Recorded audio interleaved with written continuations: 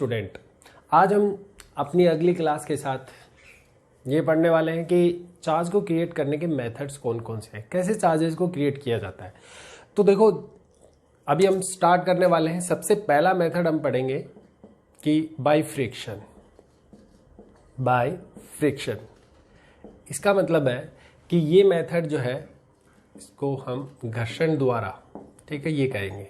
Okay, अच्छा, इसमें क्या होता है कि हमारे पास दो वस्तुएं होती हैं, यानी दो बॉडी होती हैं, दोनों बॉडी न्यूट्रल होती है। सपोज कि मैंने एक बॉडी मान ली ए और दूसरी बॉडी मैंने ले ली सपोज बी बॉडी। दो बॉडी ले ली मैंने, है ना, और दोनों न्यूट्रल बॉडी है। जब इन दोनों बॉडी को मैं आपस में जब रब करता हूँ, यानी रब करने का मतलब है घिसता हूँ, ठीक है। जब इन दोनों बॉडी को जब मैं आपस में रब करूँगा तो क्या होता है, कुछ इस तरह की सिचुएशन क्रिएट होती है कि किसी एक बॉडी पर, कोई भी एक बॉडी है, इनमें से वो कोई भी हो सकती है, ए भी हो सकती है, बी भी हो सकती है। किसी एक बॉडी पर चार्ज पॉजिटिव आ जाता है और किसी दूसरी बॉडी पर चार्ज आपका नेगेटिव आ जाता है। दूसरी जो बॉडी है उस पर चार्ज कैसा आएगा, नेगेटिव चार्ज। तो अब देखें यहाँ पे, अब मैं एक बात यहाँ से ये कहना चाहता हूँ कि जितने भी पॉजिटिव चार्ज होंगे ना, जितने भी पॉजिटिव चार्ज, उतने ही यहाँ पे क्या आएंगे, नेगेटिव चार्ज आएंगे। इसका मतलब अगर इसको पूरे को एक सिस्टम मान लिया जाए, अगर इस पूरे को एक सिस्टम मान लिया जाए, ठीक है, इसको अगर हम एक सिस्टम मान लें तो हम कह सकते हैं कि इनिशियली इसको अगर एक सिस्टम मान लें तो हम बोल सकते हैं इसका इनिशियल चार्ज कितना था, 0 था, ठीक है। और फाइनली जब इसको भी एक सिस्टम मान लिया जाए तो इसका फाइनल चार्ज भी कितना है, 0 है। इसका मतलब still now both the body are neutral. Okay, अभी भी ये बॉडी जो है दोनों न्यूट्रल है। अच्छा, अब आप ये पूछोगे सर ये ऐसा कैसे हुआ, तो इसका मतलब ये है कि इनमें से, इन दोनों बॉडी में से जो भी बॉडी, जिस भी बॉडी का वर्क फंक्शन कम होगा, ठीक है, यानी जो लेस वर्क फंक्शन वाली बॉडी होगी वो इलेक्ट्रॉन का ट्रांसफर करेगी किस बॉडी की तरफ, हायर वर्क फंक्शन वाली बॉडी की तरफ, ठीक है। यानी कम कार्यफलन से अधिक कार्यफलन की ओर वस्तु जो है अपने इलेक्ट्रॉन को स्थानांतरित करती रहेगी। जब ये अगर मान लो कि इस बॉडी का वर्क फंक्शन कम है तो ये अगर बी वाली बॉडी को चार्जेस ट्रांसफर कर रही है तो क्या हो रहा है, यहाँ पे इलेक्ट्रॉन का लॉसेज हो रहा है। अगर यहाँ इलेक्ट्रॉन का लॉसेज हो रहा है इट मीन्स यहाँ पे कैसा चार्ज आएगा, पॉजिटिव चार्ज। और जिस बॉडी को चार्ज जा रहा है वहाँ पे एक्सेस में इलेक्ट्रॉन बढ़ गए, इसका मतलब वो कैसी हो जाएगी, नेगेटिवली चार्ज बॉडी हो जाएगी। तो ये कंडक्शन है। तो सबसे ये बाय फ्रिक्शन मेथड है। अच्छा, इस मेथड में सबसे इंपॉर्टेंट जो बात आपको याद रखनी है वो ये है कि इस मेथड के अंदर, ठीक है, कहीं ना कहीं कुछ चार्जेस का लॉस भी हो जाता है, क्योंकि अगर जब आप रब करोगे तो क्या होगा कि हीट क्रिएट होगी और हीट की वजह से चार्जेस लॉसेज की फॉर्म में चला जा सकता है, ठीक है। इसलिए एक बात तो ये याद रखनी है। तो और एक बात ये भी याद रखनी है कि भी इसमें जो इलेक्ट्रॉन जो होते हैं वो हमेशा लेस वर्क फंक्शन वाली बॉडी से हायर वर्क फंक्शन वाली बॉडी की तरफ मूव करते हैं, यानी कम कार्यफलन से अधिक कार्यफलन की ओर इलेक्ट्रॉन का स्थानांतरण होता है। ये दो बातें बहुत इंपॉर्टेंट है आप लोगों के लिए, और इसमें कुछ ना कुछ लॉस हो सकता है, ठीक है। तो ये कोई इतना अच्छा मेथड नहीं कर सकते हम चार्ज को क्रिएट करने का। ओके, नाउ सेकंड पार्ट है, ठीक है, सेकंड पार्ट चलेंगे हम। इसके बाद नेक्स्ट सेकंड पार्ट है हमारा कंडक्शन मेथड। कंडक्शन जो होता है, कंडक्शन, इसको हम यहाँ पर चालन बोलते हैं, ठीक है, हिंदी में हम इसको चालन बोलते हैं, ठीक है। ये कैसा मेथड है, इस मेथड को भी एक बार एक्सप्लेन कर लेते हैं।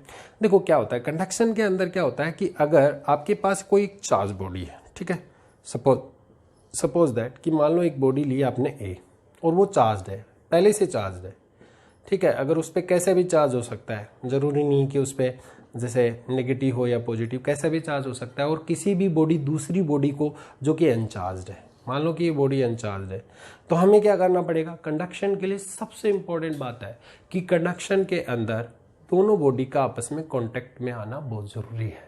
अगर बॉडी आपस में कांटेक्ट में नहीं आई तो कंडक्शन मेथड नहीं होगा। तो हमने क्या किया, इस बॉडी को किसी एक वायर के थ्रू, कोई एक वायर लिया, एक तार लिया, चालक तार, और उसके थ्रू हमने इस बॉडी को इससे कनेक्ट कर दिया।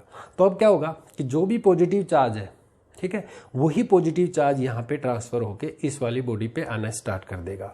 लेकिन वो पॉजिटिव चार्ज तब तक आता रहेगा, यानी ये जो चार्ज है, अगर ये पॉजिटिव है नेगेटिव है, जो भी चार्ज है, ये तब तक ही चार्ज आएगा जब तक कि दोनों बॉडी का आपस में पोटेंशियल सेम ना हो जाए। ठीक है, ये लाइन इतनी इंपॉर्टेंट है जो आपको हमेशा याद रखनी है। यानी जब भी किसी भी वायर से किसी बॉडी को कनेक्ट किया जाता है, ठीक है, चार्ज बॉडी को अनचार्ज से किया जा सकता है, या फिर बोल सकते हैं आवेशित को अनावेशित बॉडी से या वस्तु से कनेक्ट किया जाता है किसी भी तार के माध्यम से, तो उस स्थिति में हमेशा ये बात याद रखना कि उन दोनों वस्तुओं का जब तक विद्युत विभव बराबर नहीं होगा तब तक चार्ज जो है वो ट्रांसमिट होता रहेगा। ठीक है, that is very important thing. एक बात और भी है इसमें इंपॉर्टेंट कि एक ये है कि ये जरूरी नहीं आप ये कहो कि भी इस पे नेगेटिव चार्ज आएगा। जो सेम टाइप का चार्ज जिस बॉडी का होगा ना, उसी सेम टाइप का चार्ज जो है दूसरे वाली बॉडी को मिलेगा। ये बात आपको याद रखनी है। नाउ नेक्स्ट जो है, तीसरा जो है इसमें अपना जो कॉन्सेप्ट है वो है इंडक्शन मेथड। थर्ड जो ले रहे हैं हम, इंडक्शन ले रहे हैं। सो इंडक्शन क्या होता है? इंडक्शन का मतलब है कि अगर मान लो कि ऐसी सिचुएशन है, मान लो कि कोई भी आपके पास चार्ज बॉडी है, कोई भी वस्तु है जो कोई चार्ज है, पॉजिटिव हो सकती है, नेगेटिव हो सकती है, और उसको किसी एक अनचार्ज बॉडी के पास रखते हैं। यहाँ से देखो काफ़ी अच्छे अच्छे क्वेश्चंस बनेंगे। ठीक है, इस बात को ध्यान में रखना है। अगर किसी भी चार्ज बॉडी के पास कोई अनचार्ज बॉडी को लाते हैं, पास लाते हैं, ठीक है, इसमें पास लाया जाता है और इसमें किस में रखा जाता है? कॉन्टेक्ट में रखा जाता है। ठीक है, ये बात आपको याद रखनी है, नोट में डाल दें आप, कॉन्टेक्ट में रखा जाना चाहिए। नाउ इस केस में क्या होगा, इस बॉडी को इसके पास लाएंगे, पास लाएंगे तो क्या होगा, हमेशा ये याद रखना कि इस बॉडी का जो क्लोजर पार्ट होगा, जो बिल्कुल नज़दीक वाला पार्ट होगा, उस पर हमेशा कैसे चार्जेज आएंगे? नेगेटिव चार्ज आएंगे। ठीक है, और उतने ही सेम अमाउंट ऑफ दूसरी साइड कैसे चार्ज आ जाएंगे? पॉजिटिव चार्ज आ जाएंगे। समझ गए? यानी कह सकते हैं कि अभी भी ये बॉडी कैसी है, अगर इसको सिस्टम मान लिया जाए इस बॉडी को, तो अभी भी ये बोल सकते हैं कि इस बॉडी का टोटल चार्ज जो है वो अभी भी क्या है? 0 है। ठीक है, और जिस तरीके से ये चार्ज प्रोड्यूस हुए, ये जो चार्जेज का आना है किस तरीके से आया है कि इस चार्ज बॉडी को इस अनचार्ज बॉडी के पास लाए हैं, तो इन चार्जेज को हम क्या कहेंगे? इंड्यूस्ड चार्जेस कहेंगे। ये माइनस क्यू इंड्यूस्ड है और ये क्या है? प्लस क्यू इंड्यूस्ड है। आई बात समझ में?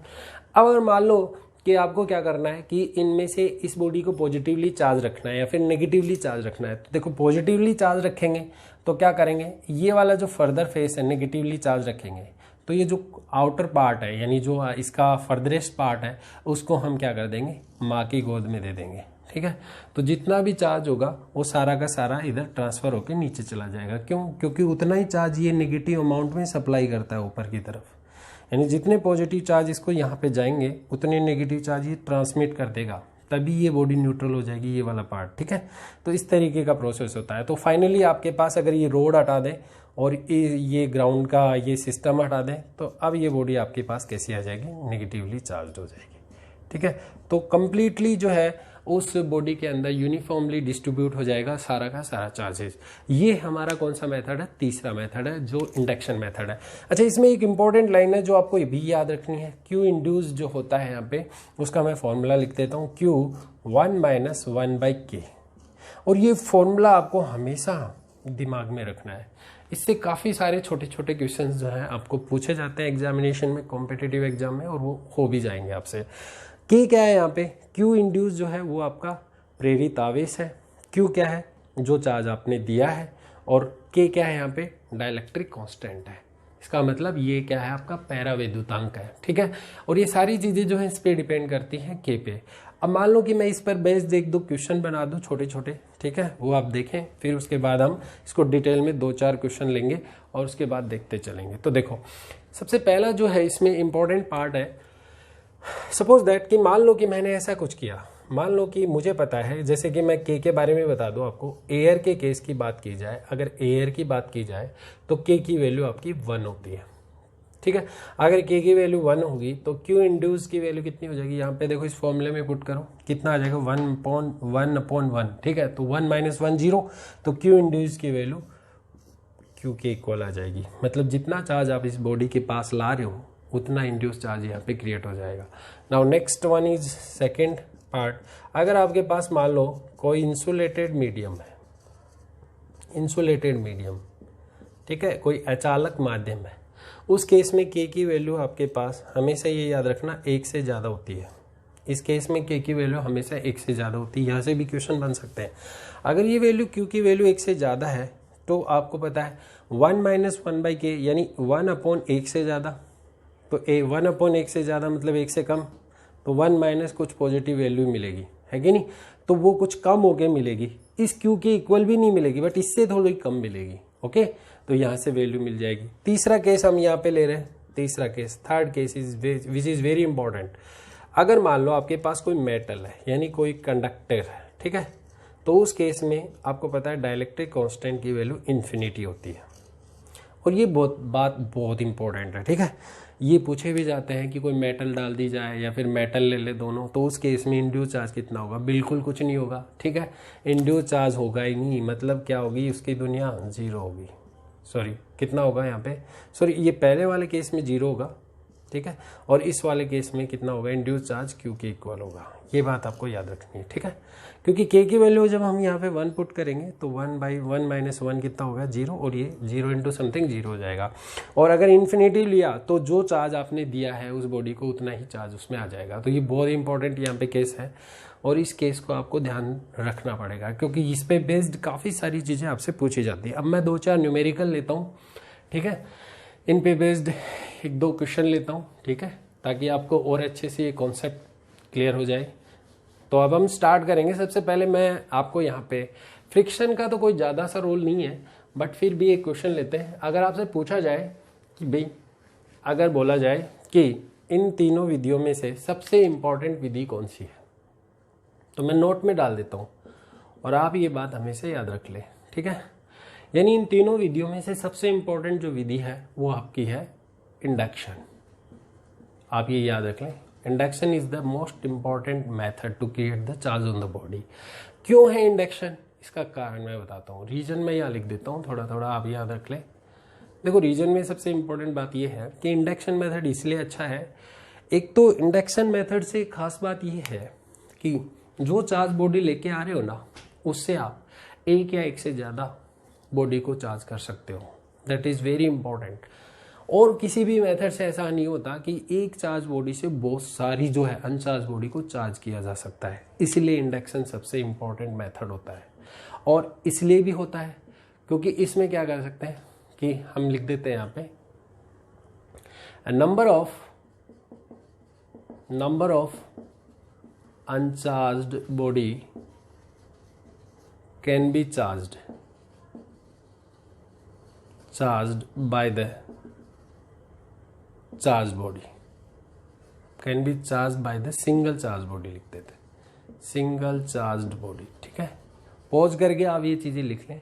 दूसरा इसमें इंपॉर्टेंट रीजन ये है, मैं ये रीजन लिख देता हूँ। दूसरा इंपॉर्टेंट रीजन ये है कि इसमें कोई लॉस नहीं होता, यानी इसमें हीट लॉस वगैरह का कोई फैक्टर ही नहीं है, ठीक है, हीट लॉसेज नहीं होते, ठीक, नो हीट लॉस, ठीक है, इसलिए भी अच्छा होता है। अच्छा, दूसरा कंडक्शन में क्या है इसे एक अच्छी बात और भी है, इसमें एक इम्पोर्टेंट बात और भी है, इसमें हमें ये जरूरी नहीं है कि हम एक ही चार्ज बॉडी को चार्ज कर सकते हैं। मतलब अगर हमें पॉजिटिव चाहिए तो पॉजिटिवली भी चार्ज कर सकते हैं और एक ही सिंगल चार्ज बॉडी से नेगेटिव चार्ज भी क्रिएट कर सकते हैं। वो हमने देखा। अगर मान लो कि मैंने इस वाले पार्ट को अर्थिंग कर दिया होता तो ये यहाँ पे पॉजिटिव चार्ज आ जाता, और अगर यहाँ पॉजिटिव चार्ज आ जाता तो इसका मतलब क्या होता कि दोनों तरीके से, यानी दोनों चार्जेस हम इसमें अवेलेबल कर सकते हैं।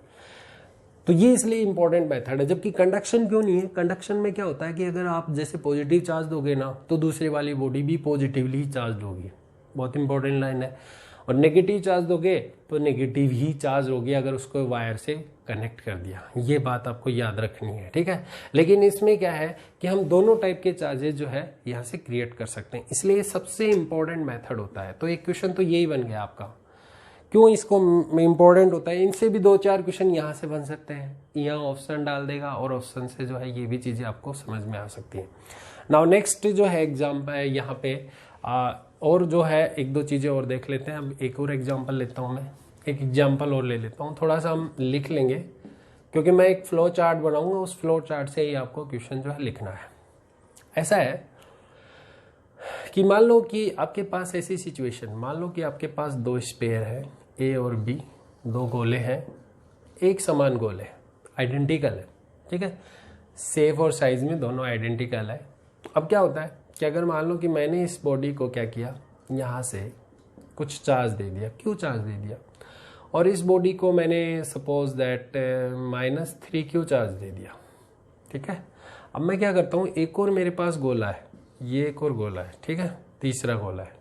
अब मैं सबसे पहले क्या कर रहा हूँ, इस बॉडी को, सी वाले गोले को मैं पहले इससे कनेक्ट करता हूँ, इससे कांटेक्ट में लाता हूँ। कांटेक्ट का मतलब समझ जाना आप क्या कर रहे हैं हम। कांटेक्ट का मतलब हम कंडक्शन मेथड कर रहे हैं।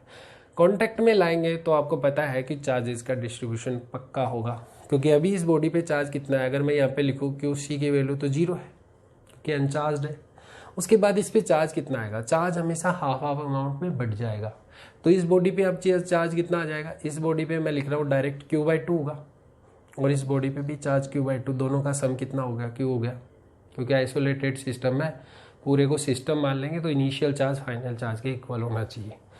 नाउ इन दिस सिचुएशन हम क्या कर सकते हैं कि अगर मान लो, अब क्या कर रहा हूँ मैं, ये जब मैंने इसको फर्स्ट टाइम इसके साथ कॉन्टेक्ट में लाया तो मेरे पास चार्ज आ गया q/2। जब मैं इसको इसके साथ कांटेक्ट में लाऊंगा और फिर मैं हटा लूंगा तो चार्ज कितना होगा, ये अपना क्वेश्चन हो सकता है यहाँ पे। अच्छा क्वेश्चन है। तो अगर मैं इसको यहाँ से कांटेक्ट में लाकर उससे इससे कांटेक्ट में लाऊं और फिर मैं देखूँ इस पे चार्ज कितना होगा, तो नया चार्ज मुझे देखना है। तो मुझे पता है अभी चार्ज हाफ अमाउंट में बढ़ गया, तो यहाँ भी q/2 ऑलरेडी आ चुका है, तो इस पे कितना आएगा, इस पे भी हाफ आना चाहिए, मतलब दोनों का हाफ, q/2 -3q / 2। सोल्व कर लें आप, सोल्व करोगे तो आपके पास आंसर आ जाएगा, जो भी आंसर होगा which is the right answer, ठीक है। तो ये आपको कंडक्शन मेथड पर बेस्ड क्वेश्चंस दिए हैं। एक और क्वेश्चन कर लेते हैं। तो इस तरीके से हमने ये क्वेश्चन का आंसर निकाल लिया है। नाउ नेक्स्ट क्वेश्चन भी लेते हैं हम, कंडक्शन पर बेस्ड एक और न्यूमेरिकल लेते हैं, छोटा सा है बट कॉम्पिटिटिव एग्जाम्स में पूछा गया है, तो थोड़ी बात आपको ध्यान में रखनी है। यहाँ पे देखो क्या है, इस तरीके से है कि मान लो कि आपको ऐसा दिया गया हो, आपको कुछ इस तरीके से दिया गया हो, जैसे कि एक एग्जांपल यहाँ पे लेते हैं। मान लो कि आपके पास 2 स्पेयर है, ऐसे 2 स्पेयर है, एक स्पेयर ये है और एक ये वाला ये स्पेयर है, ठीक है। 2 स्पेयर आपके पास है।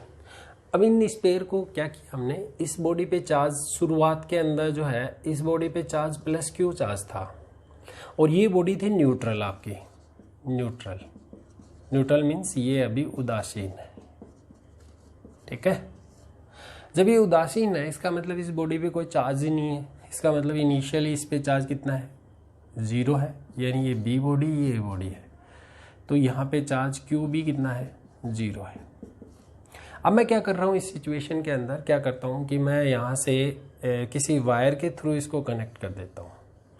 जब मैं इसको किसी वायर के थ्रू कनेक्ट करूँगा तो आपको पता है कंडक्शन मेथड होगा, आपने पढ़ा था, क्या पढ़ा था कि चार्ज का ट्रांसफर होना शुरू कर जाएगा और चार्ज इस बॉडी को मिलना शुरू कर जाएगा।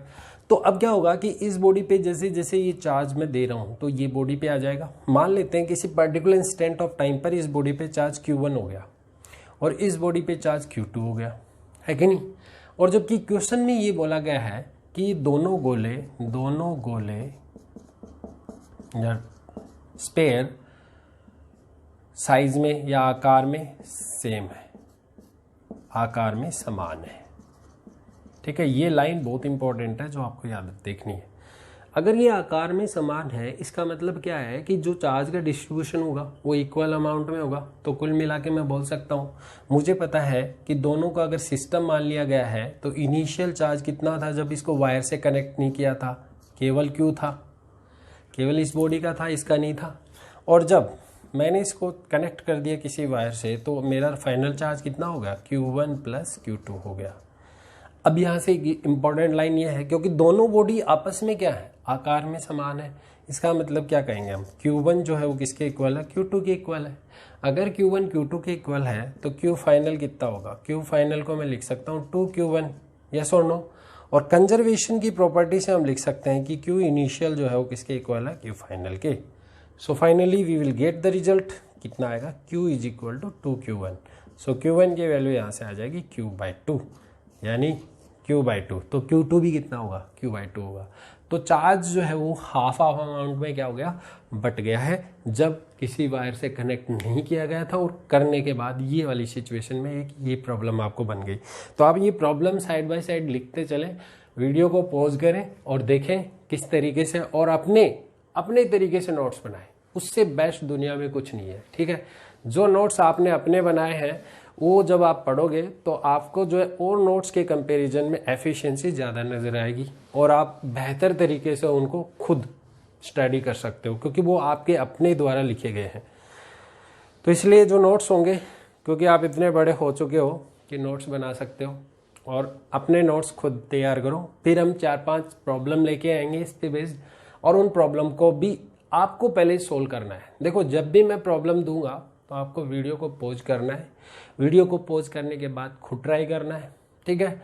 और फिर जब आप अपने ऑप्शंस को देख लो कि मैंने ये ऑप्शंस राइट किए गए हैं, उसके बाद जब मैं डिस्कस करूंगा वीडियो में, तो आप अपने आप को चेक करो और ये जस्टिफाई करो कि आप कहाँ कितना कुछ कर पा रहे हो। तो ये आपके लिए बहुत ही अच्छी बात होगी, ठीक है। चलो नाउ नेक्स्ट, अब हम इसमें से ये पढ़ चुके हैं। अगला जो है, हम इंडक्शन में एक अच्छी बात में यहाँ पे एग्जाम्पल या नोट लिख देते हैं, और ये आपके दिमाग में होना चाहिए, और इस पर भी एक क्वेश्चन बनाएंगे हम, बहुत अच्छा क्वेश्चन बनाएंगे। देखो क्या है, एक बात आपको याद रखनी है, क्या कोई चार्ज बॉडी, क्या कोई आवेशित वस्तु किसी अनावेशित वस्तु को आकर्षित कर सकती है? तो सोचने वाली बात होगी, क्यों? तो इसका रीजन ढूंढना है। तो हम ये लिख लेंगे, आप अपना लिख भी सकते हो, क्या कोई चार्ज बॉडी अनचार्ज बॉडी को अट्रैक्ट कर सकती है? तो क्यों कर सकती है, ये अब हम करने वाले हैं। सपोज करो कि मान लो कि मैंने एक ऐसा लिया, मैं इसको समझा रहा हूँ, आप ध्यान दें, तो आप ये देखें, यस कि कोई भी हम लिख सकते हैं, yes A charge body attract the uncharged body, uncharged body को अट्रैक्ट कर सकती है, ठीक है, करती है, ठीक है।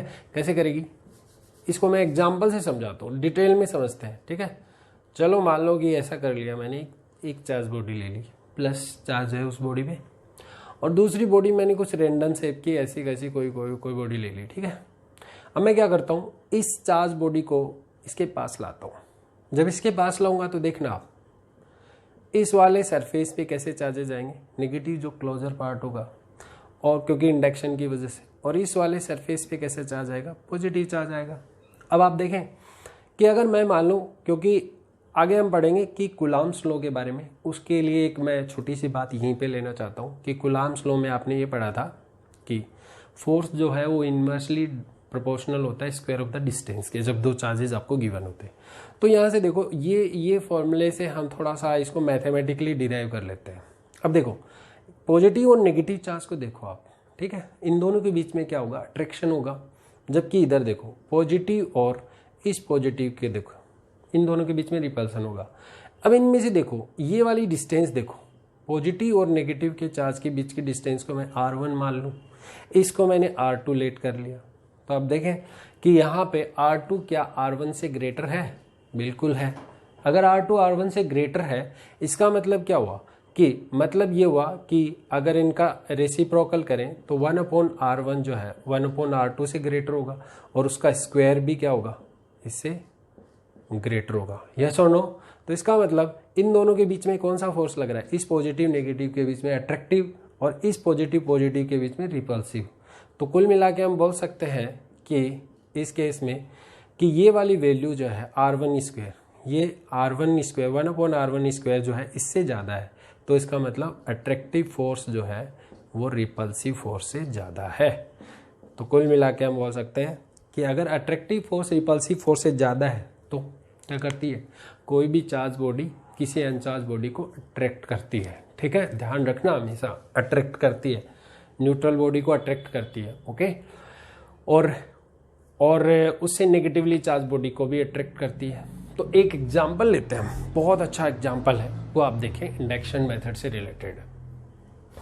मैं कुछ ऑप्शंस दूंगा आपको, आप खुद सोचना इस बारे में। एक चीज और मैं बताना चाहता हूं, इंडक्शन ऐसा भी होता है कभी कि कोई चार्ज बॉडी है ना, चार्ज बॉडी, अगर मान लो कोई पॉजिटिवली चार्ज बॉडी है आपके पास, ठीक है, और सामने भी एक पॉजिटिवली चार्ज बॉडी है, दोनों धनावेशित है, उसको भी अट्रैक्ट करती है। ये भी याद रखना, कहीं ये समझ बैठ जाओ कि हाँ भाई ये तो इसको रिपेल ही करेगी, ऐसा नहीं है। क्योंकि एक पॉजिटिवली चार्ज बॉडी भी पॉजिटिवली चार्ज बॉडी को अट्रैक्ट कर सकती है, बट कब कर सकती है उसके लिए देखें आप, वो जरूरी ये है कि जब वो बॉडी उसके कंपैरिजन में लार्ज होनी चाहिए, उसके कंपैरिजन में उसके पास जो चार्ज का अमाउंट है वो ज़्यादा होना चाहिए, ठीक है। और तभी वो क्या करती है, उसको अट्रैक्ट करती है। इंडक्शन की वजह से ऐसा होता है, लेकिन चार्ज जो है ना उसका ज़्यादा होना चाहिए, तभी वो अट्रैक्ट करेगी। तो मैं एक एग्जांपल लेता हूँ आपको, ठीक है। आप ये बताना कि 3 बॉडी है हमारे पास, यहाँ पे ले रहे हैं हम कि क्या, यहाँ पे मैं बोल रहा हूँ कि एक न्यूट्रल बॉडी है, ठीक है, और एक पॉजिटिवली चार्ज बॉडी, ए एक न्यूट्रल बॉडी है, बी आपकी है पॉजिटिवली चार्ज बॉडी, और सी आपकी है नेगेटिवली चार्ज बॉडी, ठीक है। तो इसमें से बोला गया है कि न्यूट्रल बॉडी अट्रैक्ट कर सकती है, ये जो न्यूट्रल बॉडी है ये अट्रैक्ट कर सकती है, न्यूट्रल बॉडी अट्रैक्ट्स करती है। किसको करेगी देखना आप, यहाँ पे a neutral body positive charge body को अट्रैक्ट करेगी, सेकंड ऑप्शन है कि नेगेटिव चार्ज बॉडी को अट्रैक्ट करेगी, यानी नेगेटिव सी को करेगी, मैं यहाँ पे बोल चुका हूँ। थर्ड ऑप्शन आपको मैं दे रहा हूँ यहाँ पे, बी और सी दोनों को कर सकती है, ठीक है। और फाइनल फोर्थ ऑप्शन मैं दे रहा हूँ, इनमें से कोई नहीं। बताओ कौन सा ऑप्शन राइट है, सोच लो, सोच के आप इसका जवाब देना। तो देखो बी है क्या, बिल्कुल हो सकता है, बट अकेला भी नहीं हो सकता। ए बिल्कुल हो सकता है पर अकेला सी नहीं हो सकता। तो अगर न्यूट्रल बॉडी है तो न्यूट्रल बॉडी क्या कर सकती है, पॉजिटिवली चार्ज बॉडी को भी अट्रैक्ट कर सकती है और नेगेटिवली चार्ज बॉडी को भी अट्रैक्ट कर सकती है। तो ऑप्शन इज